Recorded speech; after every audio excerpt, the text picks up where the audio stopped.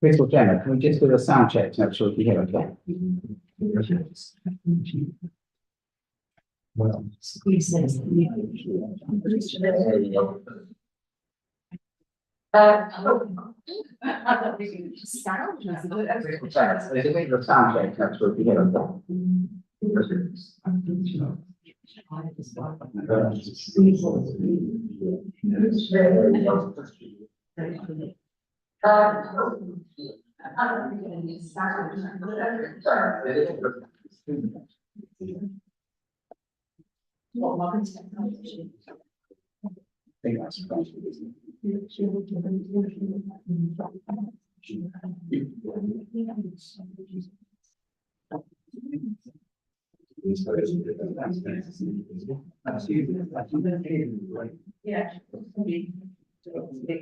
Morning, David. Just checking from here, is that okay?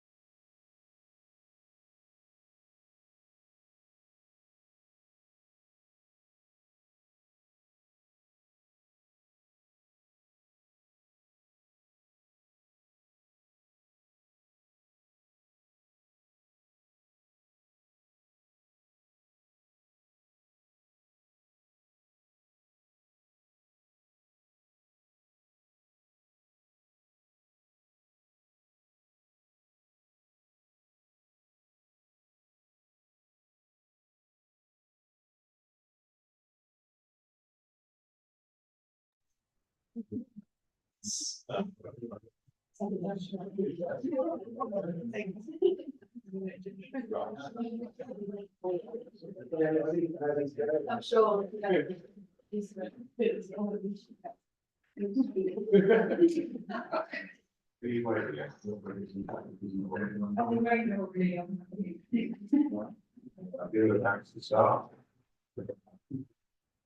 Okay, good morning, everybody. Welcome to the meeting of the Farnham Board, the Farnham Council again on the 27th of March. I'll start just with we're just saying hello and welcome everybody. I think we'll see today that we are making good progress on a number of areas. So we start to tick off all of the things on the list. But you know, and I'm hoping that we will start to see some of the substantive works starting later after the summer, which is very good news. So can I thank all of the, particularly the members, elected members, all councillors, their help and support in moving forward the various conversations that we've had. So, right, so what we'll do then is to do apologies for absence. We received apologies from Paul Follows and from Michaela Marsden. Could we just note, please, the change to standing attendees? So, Councillor Matt Furness has been replaced by Councillor Natalie Bramble as the structure, and Peter Clark to now as Tony. And I think hopefully at the last meeting we recorded our thanks to Peter for his contribution over the past few years. Item 2 then, actions and minutes from the last meeting. I think there was technically only one action, and that was circulate a letter from the chair of the Farnham Society, and that really was regarding the different options on the bridge. I think now we have that issue is now in place in the sense that it will now be a 2.5 metre bridge, and indeed it won't be possible to leave the current temporary bridge in place, so that will be removed later in the year, and hopefully out in place with the new bridge. I think that was the only thing that came out of sort of those minutes. So can I take it that those are agreed, please? Thank you very much. So should we then move on to item 3, which is an update on the progress? Elaine, I think you're going to.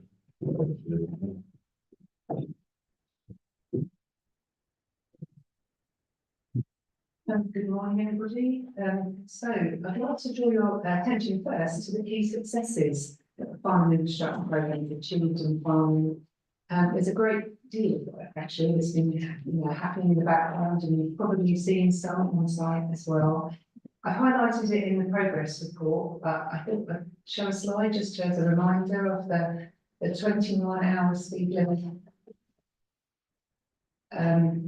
in Waden Lane and town centre has been installed. We've got the TRO ready for Upper Hale. We go to construction soon. The LC Whip has a strategy endorsed and has been passed over to our policy team. We've developed the optimised infrastructure plan and endorsed the vision, etc. Water Lane, we had a successful seal bid, and we obviously completed the design and on site. Morelli's Walk, the prelim design is almost complete.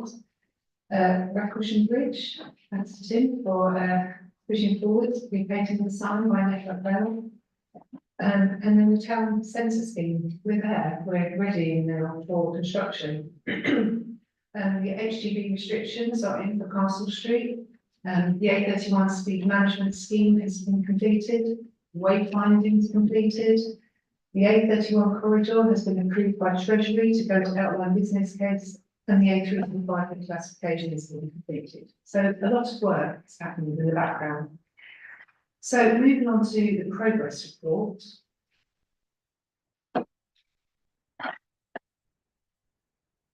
So as I've just said, Waden Lane and Farnham Town Centre 21-hour schemes are in. The traffic regulation model is now active. The Upper Hale traffic regulation orders for the physical measures and speed limits, which was changed slightly from the original, from consultation. It includes now tables instead of cushions, a crossing, and an extension to 29-hour speed limit.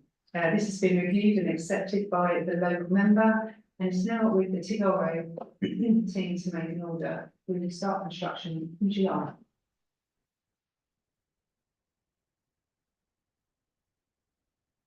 Any questions? Anyone? Thank you, Elaine. It's really great that we can do it in July, but that will clash, as you know, with the closure of Sandy Hill Road because of the Southeast Waterworks. I'm just wondering how we've ended up on that, whether that interface has been considered. because all of the bus routes, the 4 and 5 buses can't run to serve the whole of Sandy at the state while that road's being closed for Southeast will go high down of it. Thanks, Catherine. I'll be talking with our streetworks team, but it is our street manager already as a planned works, so I'll be talking in a bit more detail. Okay, on to the next slide, Borelli cycle route.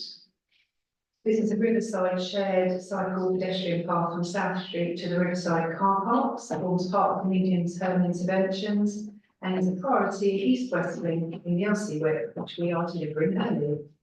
The premium redesign, like I said before, is completing, although we're finalising the environmental mitigations and the urban design, which includes the lighting potentially in this area.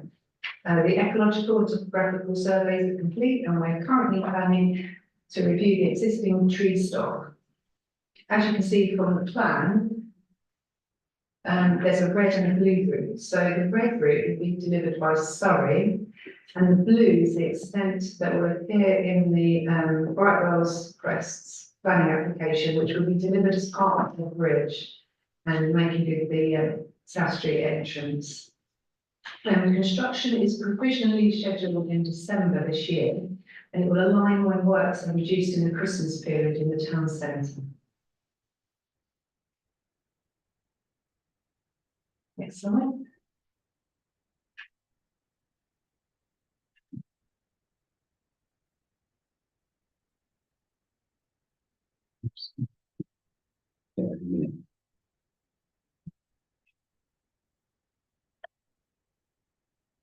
So Water Lane, we are on site. So just showing you some new pictures. That was this week. I'm sure it'll be different today. We've done a couple of days in between this, but yeah. So we started on the 7th of March. And this is the two crossing for cycles, which links into the cycleway on the side, and a safer crossing for pedestrians as well. So next slide. Town centre. So there's been a lot of activities since we last met in December. These include the community infrastructure levy bid for 3.25 million. And I'll pass over to Waverley for this one.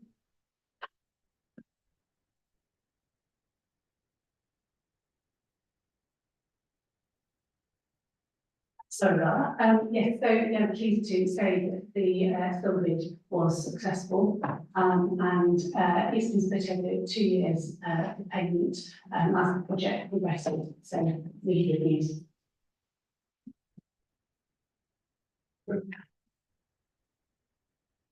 So can I just be clarified, it has to go through 4 councils, as I understand it, on the 23rd of April? Sorry, again, apologies, it does, because it was over 500,000, it gets escalated to the council, but it was approved by executive. There's a recommendation. For the recommendation for the council to approve. It's great news. Thank you. So we're continuing with detailed design. So as part of that, we've actually probably noticed in town, we've been going out doing customer surveys, pavement coring, ground penetration radar surveys, CCTV drainage surveys, and these are all complete and forming part of the design. We've had discussions with our heritage teams and material suppliers for the material palette and paving suitability. There is a meeting after this for members and officers to go and review the samples that have been delivered so far.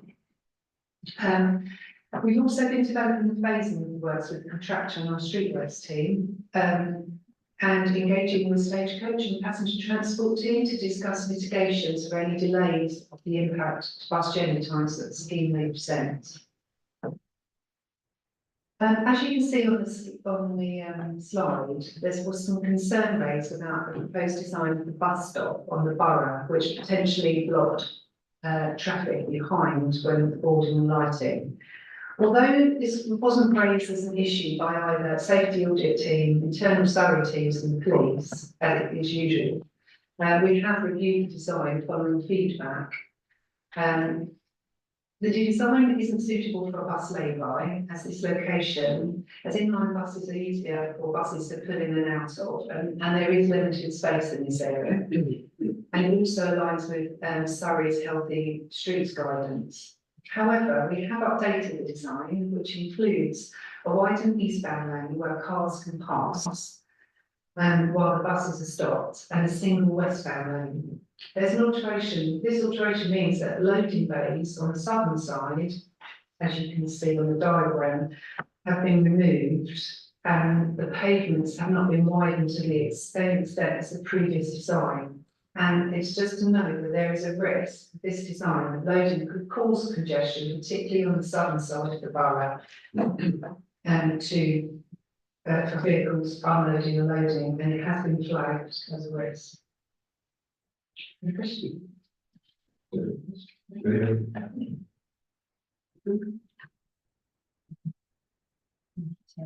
And so I guess all of us are very relieved that the bus will be in lane, will be in a wider lane, that will allow passing. I would say that we have an awful lot of deliveries to the north side of that road, because we have a number of restaurants and a pub, and that is also an area for cause for concern in terms of unloading. And I think we all very much welcome that design. We also welcome the widening of the footpaths associated with this particular configuration on the northern side. This configuration does propose to narrow some of the pavements on the south side, which we do have concerns about, and that's in order to facilitate the rain gardens. I think having been out and looked at it, we would very much welcome an opportunity for councillors and for Farnham Town Council in particular to be engaged in a conversation with Surrey County councillors to discuss how we might manage that space to optimise the visual appearance whilst also, addressing SUDS issues, to come up with an option that leaves us with the widest possible pavement, because we feel a bit concerned about the configuration of that, but understand why it's like that. Okay, I'll come back to my one, David, I think. As a matter of engineering, what's that representing back, what's that area?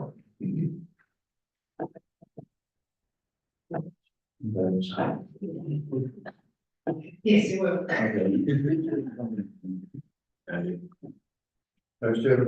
One of the ideas that have been suggested to help with voting down the island and borough is the possibility of a voting bay in the central car park. And that's something that we think should be pursued. It depends on the retailer that actually wanted that and would use that, and also the way we would be happy for that to happen. It's a possibility to help with voting in Downing Street and the borough.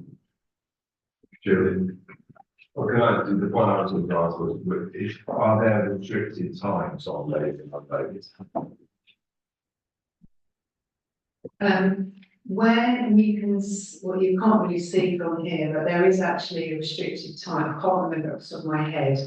But because of the nature of the borough and the narrowness, there is no loading at any time. But there is an area kind of the same width as the bus stop, if you kind of see it opposite. So people still can load and unload, and that was part of the recent parking review that came out. Yeah. So the current restrictions are 8 till 6, but I think it's fair to say it's not heavily enforced. And that is an ongoing challenge.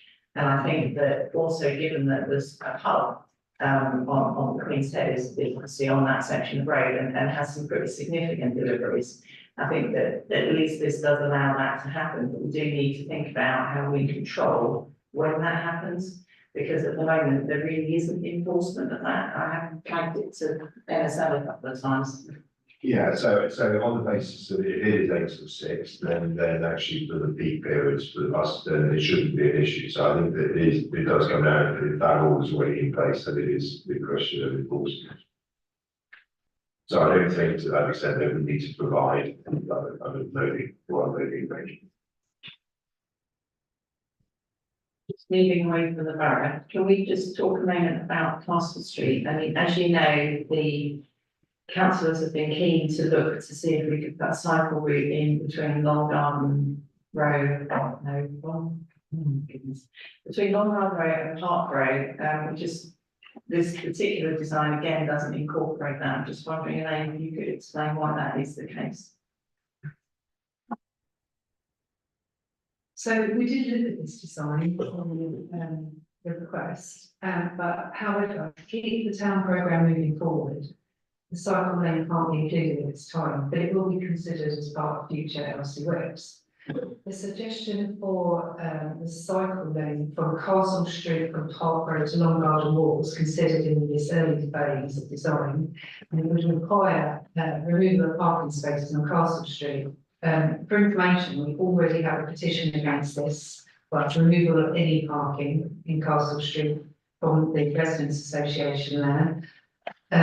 We also have concern from our heritage teams, and also our parking team have raised concern for further loss of parking revenue at that location. It isn't appropriate, so it's not considered possible at this time. Yeah, just on that point, I mean, I think the loss of parking revenue is not the deciding factor. So it's, you know, the residents, it's the resident opposition and the heritage team opposition. I mean, obviously parking is always going to be a pressure within every town, but I certainly wouldn't want that to be seen as the cause of not going ahead with the cycle scheme.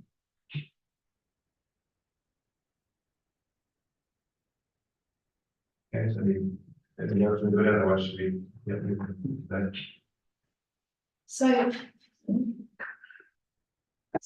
So the next slide shows Park Road, Hyde Park Road.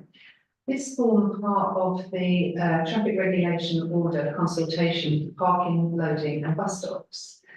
We've recently drafted the decision report. However, to bring to your attention that the cycle lane on Hyde Park Road and closure of Park Road was not popular in public consultation. Therefore, as such, our recommendation is to remove this from the scheme to align with public opinion from the consultation. It also, if we were to take this cycle lane forward, it would be subject to a public inquiry, which we would obviously delay our scheme significantly. However, once we've monitored the real benefits of the impact of the wider scheme, it could be considered in the future and potentially part of the LC works.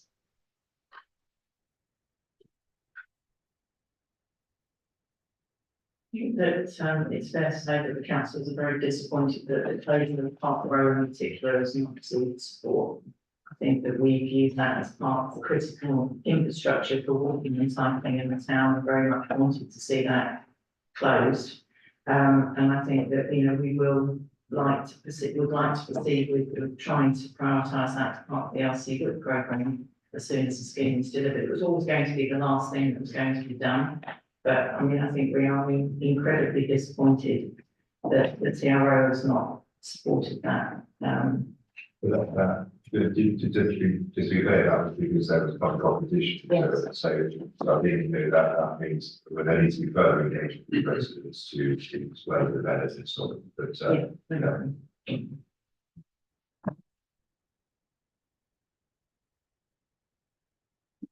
Okay. In the last meeting, Jeremy Meeting asked for an earlier start date. And the timeline of the interdependencies. So, up on the screen, if you can see it from here, we've been engaging with Ringway to develop a works value plan to bring this forward quicker. So the town centre scheme is now programmed for September this year. We aren't able to start in July, as requested, because actually we're still working on Water Lane. We've got Upper Hale, 21 hour. We've got East Street happening on Brightwells. So the town centre is having work started. But it's important that we get Brightwells completed and that scheme moved on. And we've also got waterworks on Sandy Hill Road. So I think bringing the town centre too far forward would obviously have too much of an impact and we wouldn't get road space, but we can have earmarked road space for September. We are aware that members wanted to be involved in phasing conversations with the contractor. We're still committed to this, and once we have a bit more detailed feedback, they're still discussing it with the Streetworks team and Ringway to see. We will be discussing it at the next board and before. So there is a scheme missing off this list, as we briefly discussed before the meeting. So there is a road safety scheme on Webburn Road, and also on Bullers Road. Bullers Road, we're looking at introducing the first school street in Surrey to improve road pedestrian and cycling safety. And on Webburn Road, we're looking at a new pedestrian and cycling crossing. We have been doing some consultations with the school, or engagements with the schools. They are aware of the schemes. And some of the residents of Bullers Road are aware we're looking at setting up a consultation meeting over the next few weeks, and it will go out for consultation in April. Obviously, that's another critical arterial route into the town. So in reality, that work would need to be done before we started doing work on the town centre. I don't think it could be done concurrently. I'm told they're aiming to do it over the summer. I gather then from our discussion earlier that we have not booked road space to do this work. So I would like to see if it's possible to integrate that, because unfortunately we did have a road traffic accident involving 2 children being hit by a car on that road earlier this year. So I am quite keen to try to ensure that that work is done as soon as possible. Thank you. That's really good for that to the thing. So it is, yeah, so subject to the road space, does that mean that those works would start in July before September on the town centre, or does it mean that those works have to be done as the first part of the town centre? I have to check the street works. I'm not sure of the dimension routes at the moment.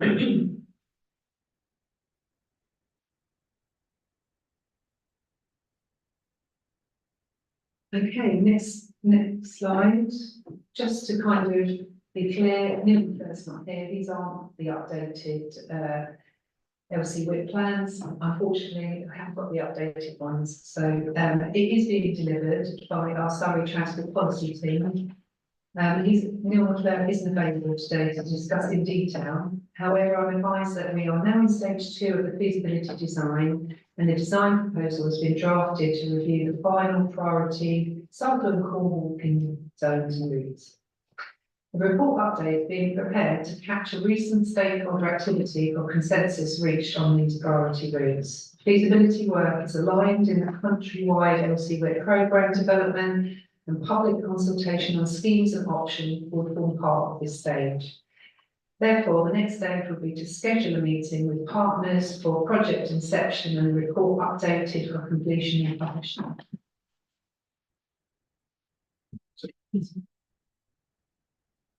Thank you, Renee. As you know, we had a series of meetings over the summer that culminated in a meeting with the stakeholders from across the town on the 17th of October that identified priority routes, but also talked about other schemes that we would like to see come forward, including walking and cycling routes along the A31 as part of the A31 project. And in the minutes for the meeting that was held in December, it's very clear that, an addendum will be created to capture those updates from that 17th of October meeting and the meetings over the summer. However, subsequently to that, there was a set of proposals that went to the Waverley ONS meeting, Waverley ONS resources meeting on Tuesday, that also sought to introduce additional changes that had not been discussed with any of the Farnham councillors. I would really like to take a request back to Neil to say, could we please have a meeting to discuss the proposals that have been put forward by Waverley officers, so that they can be discussed with councillors to see whether or not those are additions that are supported or not, and should be included in the addendum or not, because at the moment we haven't had any discussion on it at all. I have written to Neil, but I haven't received a response.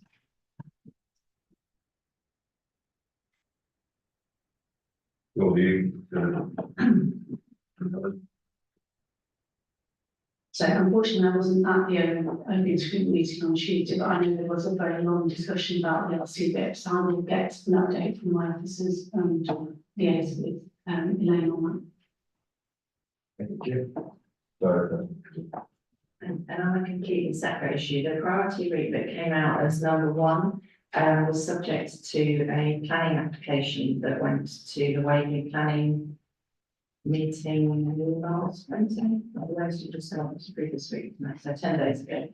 It was an application that was refused, and it was refused for lots of reasons, but that section of the route that goes through from Farnham Park down to Hale Road was requested by the Surrey Highways team, and it wasn't included as a condition by Waverley. And I really would just like to reinforce the strength of feeling that existed within the community about the importance of that route, and really seek support from the Waverley officers to really consider the priorities that were identified in that 17th of October meeting when they're considering planning applications, and include them as conditions to support their delivering.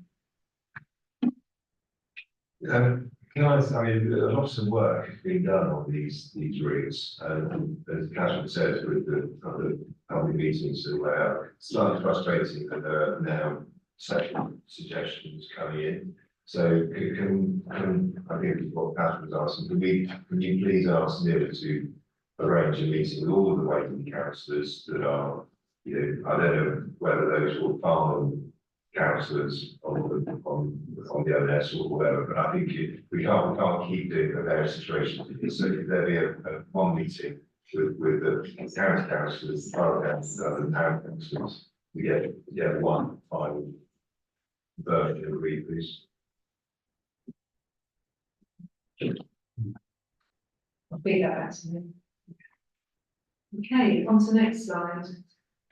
On the 31 corridor. So, as you're all aware, the strategic outline business case has been submitted to the Department of Transport in November 21 and recommended for approval in November 22.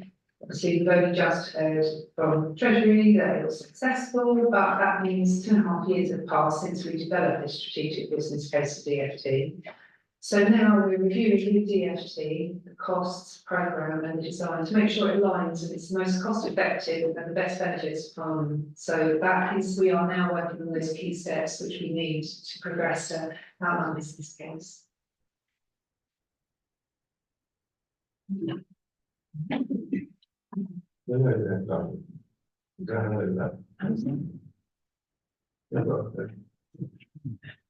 Too much.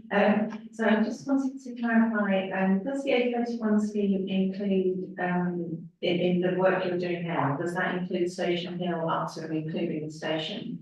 And will it include some of the LC discussions that we had over the summer about the need to create better connectivity between the train station and the town in particular? And, you know, what opportunities are there to engage with councillors to be able to have those discussions? Because I think particularly in terms of the conversations we had with parents at the schools on Waverley Lane, there is a strong desire to either be able to create some kind of walk and stride or something to allow them to be able to better access the school and to particularly deal with particularly the walking routes between the town and the train station, but also the cycling routes. And just to add to that, the land in front of the railway station is Network Rail land, so presumably we would want their full engagement. So in previous discussions we've had with Network Rail and MCR, everybody who's obviously connected to the station, they were originally put together a master plan and they supported the scheme in lots of ways, and we're working with them. With regards to the connection, that's something we're significantly looking at because it's part of active travel in England's wants and needs. So yes. Yeah. It's good news that it's got the Treasury approval, and we look forward to working with you on developing the next stage. Very happy to host a meeting of all the councillors from all the tiers because it was showing that we're going to off tangents with different groups. The town council has put in a number of suggestions in the previous stages of the consultation, and I know for various reasons they've not been able to be progressed in detail yet. But it would be useful if some of those could be revisited as part of the retail stage, particularly for say when it's going to be slightly different to what it was. There'll also be an impact for the local plan and the maker plan, I imagine, and there is a call for science out at the moment, so it'd be good for you to get some early input into the local plan, and then we're sharing that information at the town level as well. So would you say other way then? And I think if you can get Network Rail in these conversations as early as possible, it will be helpful. I think particularly around Station Hill, we would be really interested in having some early engagement because it obviously is one of the areas that's impacted by this close traffic. So I think the earlier we can have those conversations, the better. I think there are some concerns that have been consistently raised, and some of the people in the room, so I'm raising them now, because I'll get yelled at otherwise. Around the lack of just lines on the roads around Station Hill and some of the safety in the crossings, and it's just, for some reason, it's just increasingly become an area of concern over the last couple of weeks, well, months. But it's something I think we could have some early discussions on.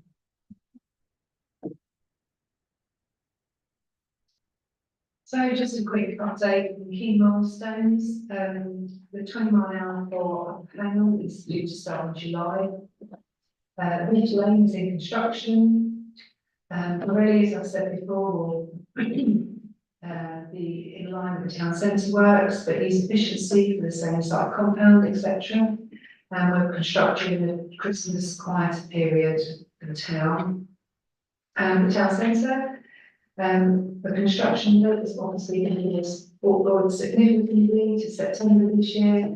And the A31, as I've just said, it's been reprofiled at the moment because it's just a part of our next stage. The risk for the next one. Oh, hang on.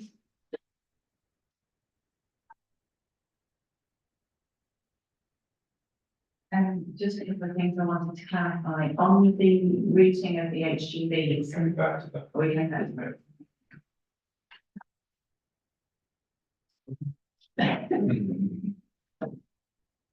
Okay, just a quick update on risks. We've obviously funding, I think we're doing pretty well so far with Waverley, etc. We just got to make sure that we're getting as much as we can from Farnham, so that's still a risk there. In line with any new evolving government policy, scope creep, because there's a lot of things we can do in Farnham and a lot of interest, inflation. I'm sure someone in the room is going to help on that. Achievable programme. Achievable programme. And there's an opportunity, which just to say, we've had engagement with our network asset management team, and we'll be resurfacing during the works, Union Street and Factory.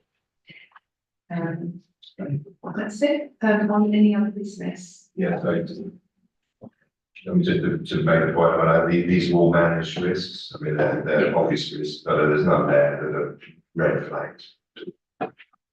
David. Thank you very much. Yeah.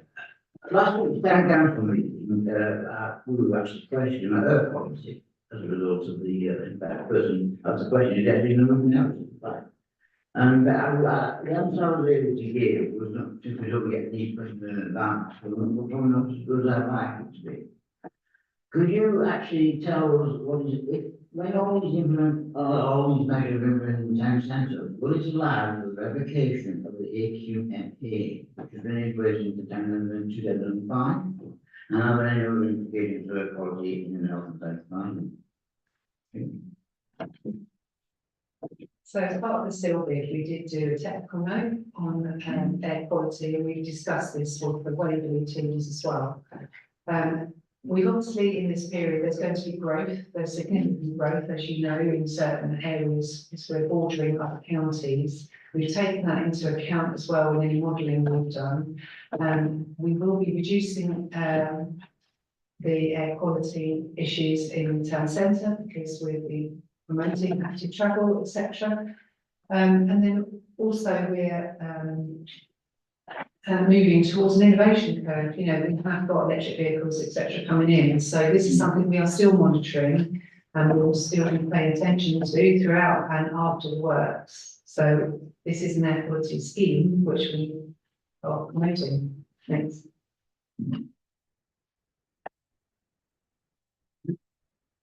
Just on the air quality issue, Renee, as you've explained to us previously, taking the lanes of traffic in the narrow sections of the borough on the top of Downing Street from 2 lanes down to 1 lane will obviously produce less pollution in those particular areas, which will address the air quality issues in those particular areas, which I know are the two we're specifically concerned about. Obviously, because we will have some traffic displacement, it is absolutely inevitable. There is going to be some deterioration potentially of air quality in other areas of the town until some of the innovation curves you're talking about in terms of EV vehicles and various other things kick in. We are lucky in Farnham in some respects in the fact that it's not a particulates problem. And obviously the particulates problem is not addressed by the innovation curve because that's the brakes and various other things. However, it will of course, address the NOx issue. But I am still very keen that we do see the traffic modelling data for the final scheme that you put together so that we understand where the traffic is being displaced to and how much of it is being displaced. And I know that you've also talked about, the North and South Farnham studies to mitigate the impacts of that, particularly, I'm particularly concerned about pedestrians, I'm particularly concerned about Station Hill and, the narrow sections of road that we have around St John's and on the Upper Hill Road. And I would just like to hear where we're at on those things and what we can do about that.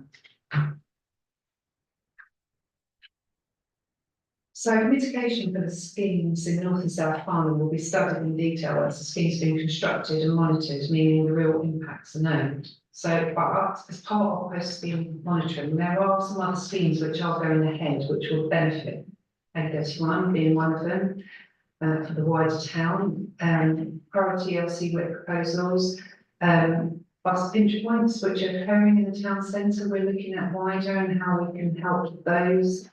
The 20-mile-an-hour scheme, safety outside school schemes, and a traffic signal refurbishment on the Upper Hill Road junction. Then at this stage, once we've looked at what's happening within your areas, we can address these through more targeted measures. And obviously, Waverley Borough Council have a responsibility for monitoring air quality, so we need to make sure that they're also involved in that. I think the point you're making there is, and we all recognise that by changing the configuration of the town centre, it is going to move traffic. I mean, the hope is that in the medium term, people's behaviours will change, and that you use public transport more, the on-demand minibuses, then walk or cycle and so on. So it's really difficult to accurately model at this stage the exact impact. So I think what we're saying is that once the schemes are in place, there will then be active monitoring, and there are planned mitigations that can be then put in if actually the situation is becoming worse than the modelling currently shows. But I think we all have to recognise that if you are moving vehicles out of the town centre, they are going to go somewhere. But I mean, that's taken us sort of 4 or 5 years to get to a point where we all agree that this scheme is the best scheme that can currently be designed. I know that there's been significant interest in completely industrialising the town centre, but I think that, as we agree, that's a step too far at this stage. But there's nothing that this scheme that does that will preclude further pedestrianisation if that is appropriate down the line, and obviously with an increase in the electric vehicles and so on, that may well be something that the town would want to pursue at some point. But it makes sense to do the additional work later. But could there be a commitment that if it does highlight that there's pockets of additional air quality that have deteriorated as a result of the scheme, that there would be funding available to address those? I don't think I can give you an commitment to fund. I mean, I think certainly, we are, the team have identified potential necessary mitigations, and I think those will be funded I mean, I think we just need to see what's happening. I mean, I think, you know, in fairness, Station Hill, that this scheme won't further deteriorate the air quality on the station. That's unrelated to that. Actually, A31, depending on what that ultimate scheme looks like, would improve it anyway. So I think the commitment is to make sure that the air quality, which is where we started this whole conversation, will be actively monitored, and we will be then looking at once the scheme is in place, what that actual impact is, which probably will be different from what we potentially imagine. So I think, all I'm saying is that we started this on the basis of improving the national centre, improving the experience for residents, and we need to make sure that ultimately the scheme that's delivered does exactly that.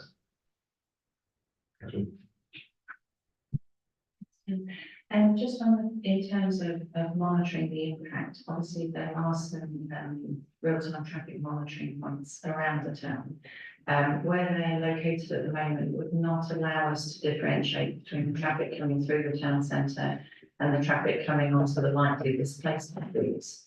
So it would be really useful to be able to have a conversation with the traffic modelling team at Surrey to investigate the potential to put in some additional monitoring points to allow us to really see where the traffic flows today, what goes through down Castle Street, what goes down the Upper Hill Road, what goes down on the lane around that really, so that we can truly see what the impact is both during the works and also after the works are completed. Because at the moment, I don't think the monitoring points would allow us, but I know the monitoring points won't allow us to do that. Speak to modelling team. Yeah, I mean, in a positive way, I think that it's a fair point. We do need to be making sure that we're monitoring the right areas. So I'm sure that will favourably. So I think we'll come back to HGVs. There's anything else on that. So and it shows how sad I've become that I took a photograph this morning. Going outside happening in the room of a vehicle, and I won't name the operator, but and when we were walking over here, there was another huge articulated lorry parked by the car park. So clearly, many of these operators are ignoring the HGV ban. So I think you've got some in terms of enforcement from NSA. So we've had a chat with the parking team, enforcement team, and Surrey have now got a new ANPR camera enforcement car. It's receiving some software updates, which essentially gives it the opportunity of monitoring and enforcing activity on HGVs. It's intended to enforce the uphill HGV restriction. However, adequate warning signs will need to be in place in Hampshire on the approaches in Farnham before this can happen, as we discussed previously. Surrey have agreed in principle with Hampshire to the location of these HGVs and camera warning signs along the A207 from the M3 at Hook. The intention is to divert the HGVs off the A207 before they reach Uphill, preferably along the M3 A321. So, and Surrey are currently, we have the design ready and cost estimates for the proposal ready to go. We're just waiting for Hampshire to sign them off. So David Stemper, I think you are currently liaising with Hampshire in relation to that.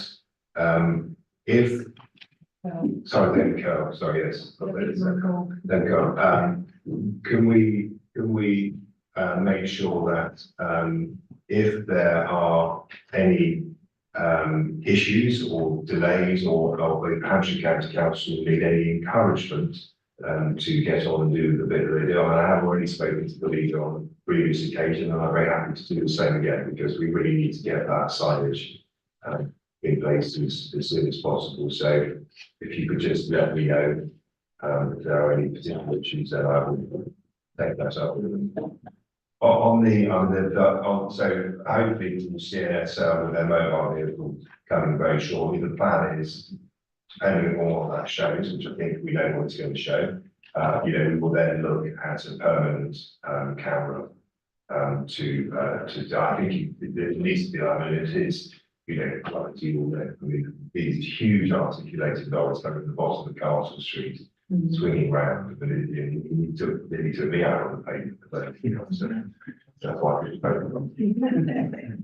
so, okay, so we'll hopefully in the next few weeks, we'll start to see that enforcement happen. Just on that same subject, I don't know how many people are aware, but in Hampshire, at the junction of the M3 and the A287, there is a planning application in for a very large warehouse. It's the second one that's been put forward in that location. The first one indicated that it was an excellent location because of its proximity to the A287 and the easy route to Guildford. So I would really like us to please try to, when we speak to Hampshire, to make it extraordinarily clear that the A287 has an HGV restriction on it in Farnham, as does the A3016, so that they don't continue to encourage people to put warehouses in a location that will put more strain on HGVs coming through this town, because that is what we're trying to avoid. And I am still horrified by the fact that Hampshire did not pick up the fact that there was an HGV ban. And I'd also like to say that last Friday, I got a phone call from a very irate resident saying, who just put diversion signs up on the Hale Road, diverting HGVs onto the Upper Hale Road. And there was indeed a sign up where Hampshire had diverted traffic along the A287. That was not on one network, was not permitted anywhere. It was put in as a last minute change. So clearly Hampshire have not got the message that there is an HGV ban on that road. And we need to somehow, I don't even know how we do it, and I need some help, or David, we need some help to get that message through, please. So, Yeah, at the last meeting, I did raise the issue, when these people were at, when you got the camera and you photograph them, and then you report them with a false fine, which I heard that time, £175, which seemed not deterred, to be honest. And he said that you would check whether this was true. So, yes, Ben, but yeah, yes, I think it is true, but I'm afraid I didn't follow that up specifically with the officers, which I will do. I'll find out for you, Toby. yeah, I mean, obviously, you know, the maximum fine possible should be, what's possible. No, absolutely, and I know that the Secretary of State for Transport is consulting at the moment on a whole series of things around utility companies and fines for utility companies, increasing those and so on, because, you know, I mean, you mentioned the point earlier, or Catherine did, about booking out the time on the network. You know, the utility companies, certainly in Surrey, tend to book out 50% of the network time up front, which then makes it really difficult for us to get onto the network. But you know, we did a bit of a bad luck with mine during those controlling utility interventions. But anyway, but we'll find out on the fine. Elaine, did you have any other business you want to address? It is on the any other business. We are currently looking at pavement. I kind of skimmed over in the town centre materials. So outside the back of Farnham Town Council are some samples. Hopefully they arrive today, I think.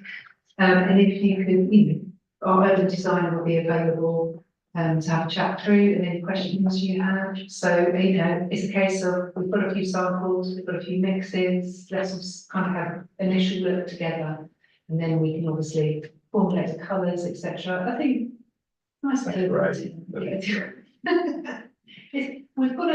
We've got four, but it's all the kind of the other little bits, which we need a bit of kind of, what does Farnham want? I think I understand what you all want, but it's just making sure a tiny little sample, which is that big, is totally different than the big slabs. So the big slabs will be out, hopefully. And you will get on the majority view with it. Was on any other business? Yeah, I think we have an issue with iron stones, I think in terms, I think we've really got to elaborate what's happening. Yeah, so I'm quite concerned. It's one of the heritage features of Castle Street, so I want to retain as much heritage features as I possibly can.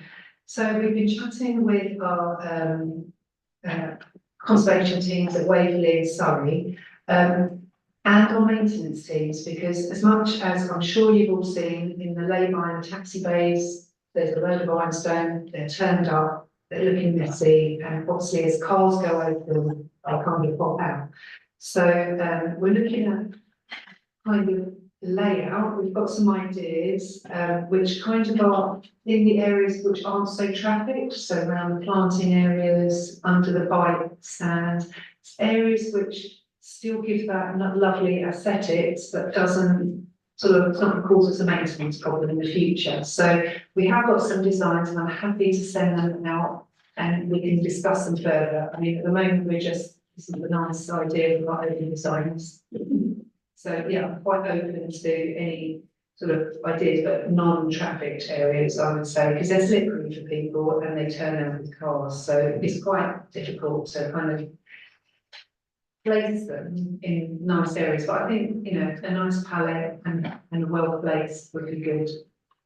I mean, this will be a conversation for a long time, but the importance of the impact of the volume of ironstones being the thing which people have appreciated.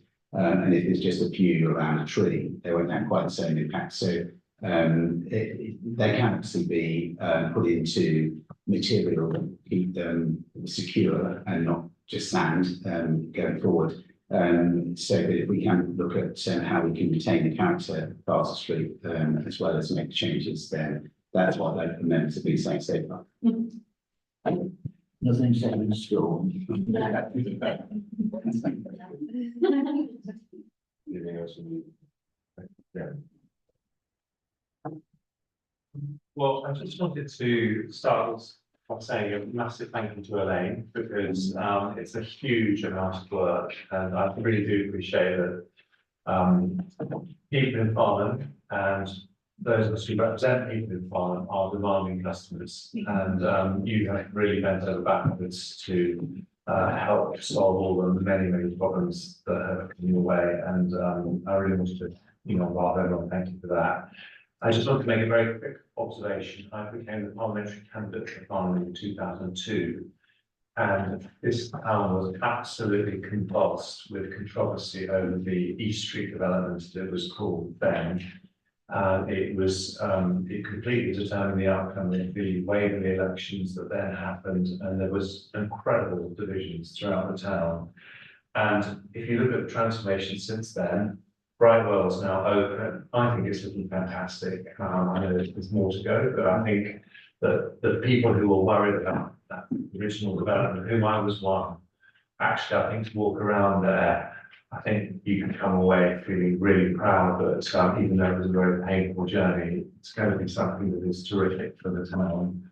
And then look at all the progress that you've been talking about today.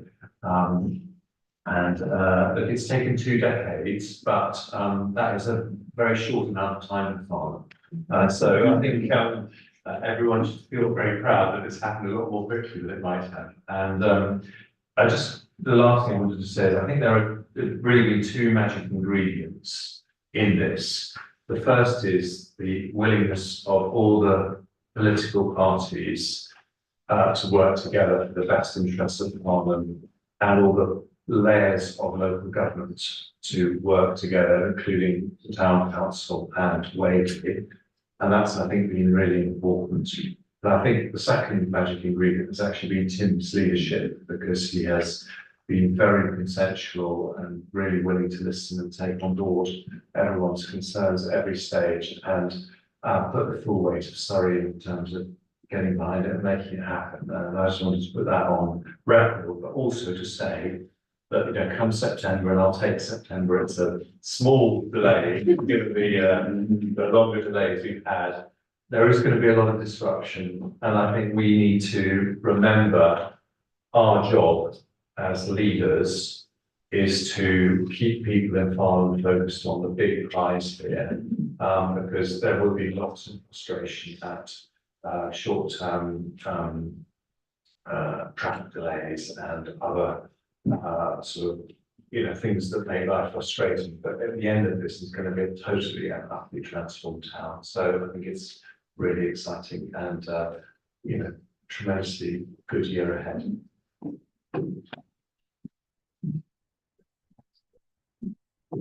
Thank you very much, Joan. I think absolutely your last point, I think that is right, which is why it is important that all of the councils of our country, are party to the works that are going to happen. And it will be frustrating, but hopefully that will be relatively shortly.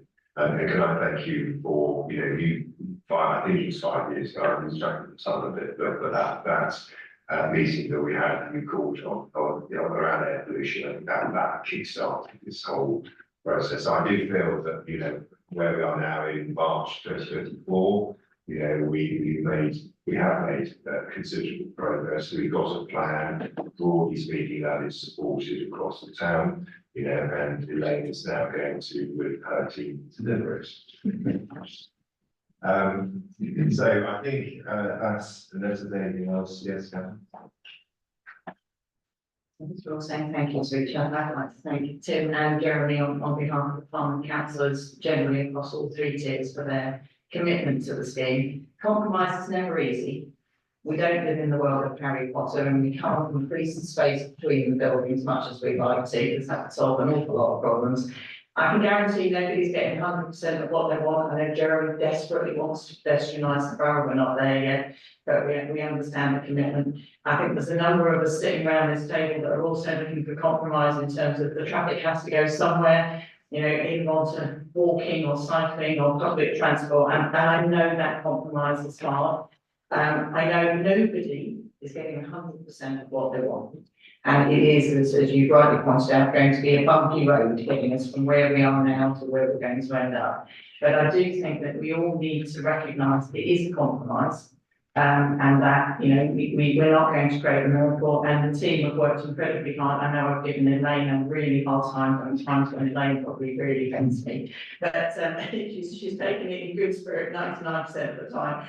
And I really just wanted to say thank you, and to say thank you to Surrey for putting the money in the investment into Farnham in what I know are extremely difficult financial times, and the same for Waverley and the same for Farnham. And it is only by working together, not just now, but in this wider period of implementation, that it's going to be really, really important. And I think the engagement of the local councillors in the phasing that we put in place, Elaine, and the discussions that we have, and as you say, working with the utility companies, so ongoing. I think one of the things that all councillors hate is the notification that a new utilities company is moving into their area. It is like the thing we all dread, because our inboxes go mad. So I think that, working together during this period of time is going to be really important. But I wanted to say thank you to both of you and for everyone that's been involved in reaching this compromise. And I think it is the best we can do in our given the constraints we have right now. So thank you. Thank you very much, Catherine. Okay, I think the next meeting is the 14th of June 2024. As Elaine says, any of you that want to have a look at the sample downstairs, you are all welcome to. But thank you all very much, and the work will continue, and I look forward to catching up again with you. Thank you.